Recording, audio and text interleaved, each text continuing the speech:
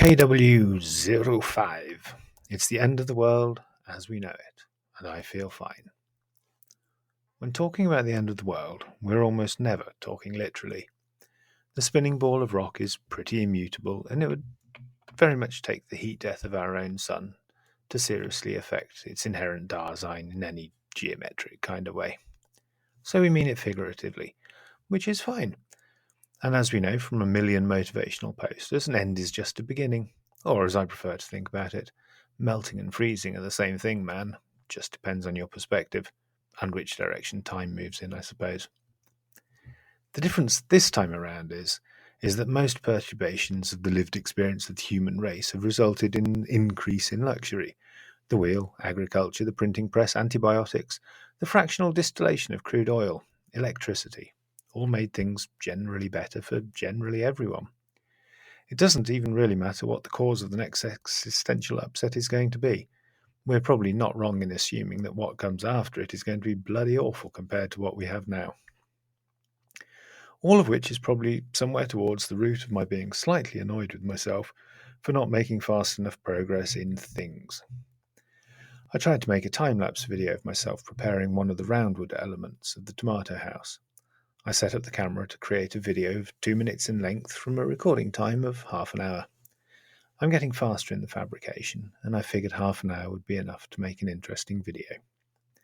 It got me to the end of the first stage of a 4-stage process. It would appear that I'm spending upwards of 2 hours per piece without even noticing the time racing away into the past. If I want to get it finished in time for spring, I'd better get a wiggle on.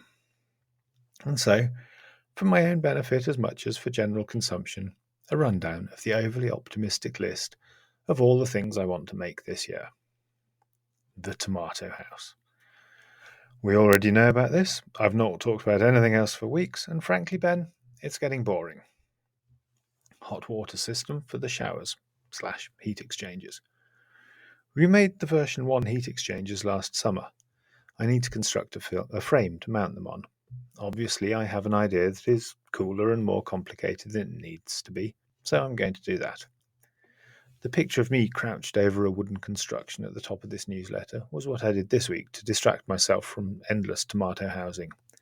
It's part of that frame. Bookshelves for the library. I have all the wood cut to size, and I have a plan for when and how to make them. Kid brother fancies a bit of something useful, so he's going to be here for 3.5 days in March, and we're going to try to knock them out. Improved outside toilets. The idea here is a very nice toilet / outdoor shower block with on-demand solar heated water, so very much a thing for the height of summer. The all-important drop hole has been dug, and I've made a large wooden floor / cover for it. Really, I just need to make some walls. The roof, with the heat exchangers, is a potential project for the timber frame construction retreat. Either way, it can be done much later. No need to panic on this one. Frost protection system in the orchard. This isn't really even an option. We had 0 tree fruit last year, thanks to a ridiculous frost. I have all the bricks sorted out, but very much in the wrong place. If there was a plan of any sort, this would be done before the end of the winter and after the successful completion of the Solanum Lycopersium domus, if you know what I mean. The sauna suite. I have such a beautiful plan for the sauna suite, and it's not that hard, and I think I probably have all the things I need. Is it essential? It is, yes. The bar, of course. This is a very typical barracks project. I've been accumulating bits and pieces and things and stuff that I need for it for a very long time. I have a clear vision of the finished project in my head. Behind the bar will be all mirrors. I have maybe a dozen interesting pieces now, all picked up for pennies or, more commonly, totally free. The inspiration for it is a cocktail bar I went to a few times in Berlin. I have no idea what the name of the place was, and you essentially had to do a secret knock to gain entry. Within, incredibly sharply dressed cocktail professionals, 3-piece suits, keychains, bow ties, masters of the art, all of them at least 60 years old, served any cocktail you could imagine in the appropriate glass.